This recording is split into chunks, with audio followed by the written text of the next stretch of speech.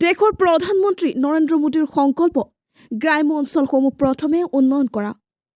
দেশৰ স্বাধীনতা দিৱসৰ লগত সংগতি ৰাখি ৭৬ ফুট দৈৰ্ঘ্যৰ পতাকা লৈ ৰেলীৰ আত্মসহায়ক গোটৰ মহিলাসকলৰ লগত স্কুটি ৰেলী কৰে। প্ৰধানমন্ত্ৰী নৰেন্দ্ৰ মোদীৰ নিৰ্দেশত আৰম্ভ হৈছিল অমৃত কলচ যাত্ৰা। এই অমৃত কলচ যাত্ৰা ১৫টা পঞ্চায়তৰ বিভিন্ন ঠাইত বৰ্ণাঢ্য কাৰ্যসূচীৰে আয়োজন কৰে ৰঙিয়া খণ্ড উন্নয়নৰ অধীনত। শিপ্ৰা দাসৰ নেতৃত্বত হাজাৰ হাজাৰ মহিলা ওলাই আহি অংশ লয় অমৃত কলচ যাত্ৰাত। শিপ্ৰা দাসৰ নেতৃত্বত বিভিন্ন সময়ত ঠায়ে ঠায়ে ৰোগীয়া ব্যক্তিসকলৰ বাবে বিনামূলীয়া স্বাস্থ্য শিবিৰৰ আয়োজন কৰি ৰাইজৰ মাজত জনপ্ৰিয়তা লাভ কৰিবলৈ সক্ষম হৈছে। ইয়াৰ সমান্তৰালভাৱে দৰিদ্ৰ সীমাৰেখাৰ প্ৰতিটো পৰিয়ালৰ মাজত বছৰি ৫ লাখ টকা চিকিৎসাৰ নামত আয়ুষ্মান কাৰ্ড বিতৰণ কৰে শিপ্ৰা দাসে।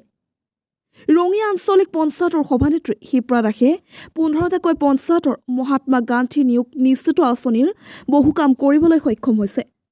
প্ৰধানমন্ত্ৰী আৱাস যোজনাৰ ক্ষেত্ৰত ক'বলৈ গ'লে ৰঙিয়া খণ্ড উন্নয়নৰ অধীনত আটাইতকৈ বেছি দৰিদ্ৰ পৰিয়ালসমূহে ইফালে ১১টাকৈ আদৰ্শ অংগনবাড়ী চেণ্টাৰৰ কাম সম্পূৰ্ণ কৰিছে সভানেত্ৰীগৰাকীয়ে। শিপ্ৰা দাসৰ এনে এক ভূমিকা আছে যাৰ নেতৃত্বত আত্মসহায়ক গোটৰ মহিলাসকলে নিজকে স্বাৱলম্বী হ'বলৈ সক্ষম হৈছে।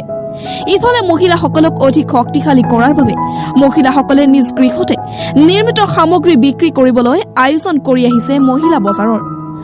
যিগৰাকী নাৰীয়ে দৰিদ্ৰ পৰিয়ালসমূহৰ বিভিন্ন সমস্যাৰ সন্মুখীন হ'লে লগে লগে উপস্থিত হৈ পৰিস্থিতিৰ বুজ লৈ পৰিয়ালসমূহৰ ওচৰত গৈ কোভিড মহামাৰীৰ সময়ত দিনে নিশাই একাকাৰ কৰি শ্ৰমদান কৰিছিল এইগৰাকী শিপ্ৰা দাসে। ইফালে বগৰীবাৰীৰ মথাউৰি ছিঙি সমগ্ৰ ৰঙিয়া মহকুমাত বিভীষিকাৰ সৃষ্টি কৰিছিল। তেনে সময়তো যথেষ্ট কষ্ট ত্যাগ কৰি দৰিদ্ৰ পৰিয়ালসমূহৰ ওচৰত থিয় দিছিল সভানেত্ৰীগৰাকী।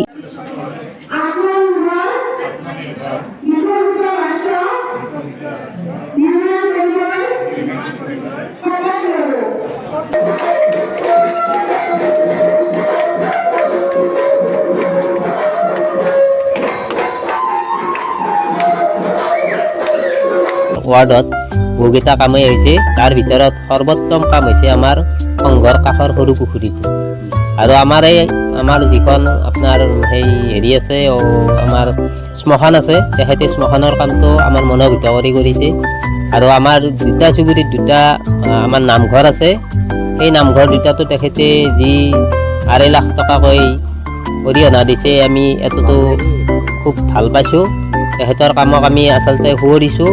আমাৰ আঞ্চলিক পঞ্চায়তৰ সদস্য মাননীয় চিত্ৰা বাইদেউৰ দিনত আমাৰ মাহাতলী দুৰ্গা মন্দিৰৰ যথেষ্ট উপকাৰ হৈছে। তেওঁৰ দিনত আমাৰ এটা পানীৰ টেংকি, যিটো নেকি আমাৰ বহু দিনৰ অভাৱ আছিল, সেই অভাৱটো আমাৰ পূৰণ হৈছে।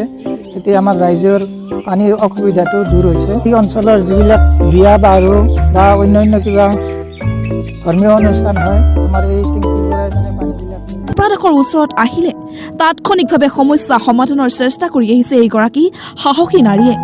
তুলসীবাৰীৰ বৃহত্তৰ অঞ্চল মাহাতলীৰ ৰাইজৰ সুবিধাৰ্থে এটি বিশুদ্ধ খোৱা পানীৰ ব্যৱস্থা কৰিছে, যৰ পৰা বিয়া সবাহ আদিৰ দৰে অনুষ্ঠানত ৰাইজে বিশুদ্ধ পানী পাবলৈ সক্ষম হৈছে।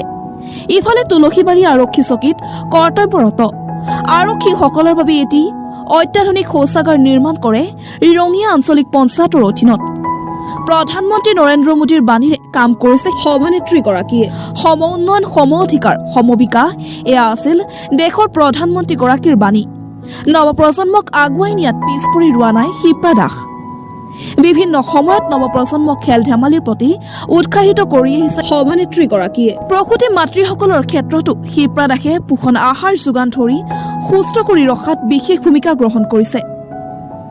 বৃদ্ধ পেঞ্চনৰ ক্ষেত্ৰতো শিপ্ৰা দাসে যি সকল বৃদ্ধ লোকে বাহিৰলৈ ওলোৱাৰ ক্ষমতা নাই, তেনে লোকক ঘৰত গৈ প্ৰদান কৰে পেঞ্চনৰ ধন। বিভিন্ন সময়ত কৃষকৰ বন্ধু হিচাপে কৃষকৰ মাজত থিয় দি আহিছে এইগৰাকী সাহসী নাৰীয়ে। সময় অনুযায়ী কৃষকক বীজ বিতৰণ কৰি অহাৰ ফলত কৃষকৰ মুখত হাঁহি বিৰিঙাবলৈ সক্ষম হৈছে। পঞ্চায়ত বিত্ত আয়োগৰ ধনেৰে সভাগৃহ, বাটপথ, কম্পিউটাৰ প্ৰশিক্ষণ চেণ্টাৰ আনহাতে ২ লাখ টকা ব্যয় সাপেক্ষে বাটচৰা নিৰ্মাণ কৰে। ইয়াৰ উপৰিও অমৃত বৃক্ষ ৰোপণ কৰা হয়। খেল ধেমালি।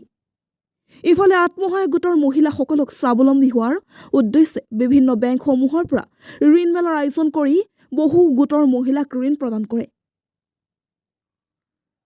ছেল্ফ হেল্প গ্ৰুপৰ মহিলাসকলক ঘৰুৱা খাদ্য সম্ভাৰ তৈয়াৰ কৰি কিদৰে নিজকে স্বাৱলম্বী হ'ব পাৰে ঠায়ে ঠায়ে গৈ কিছু প্ৰশিক্ষণৰ ব্যৱস্থা কৰে ৰঙিয়া খণ্ড উন্নয়নৰ অধীনত শিপ্ৰা দাসে আজিলৈ সামৰণি মাৰিলোঁ ধন্যবাদ জয় আই অসম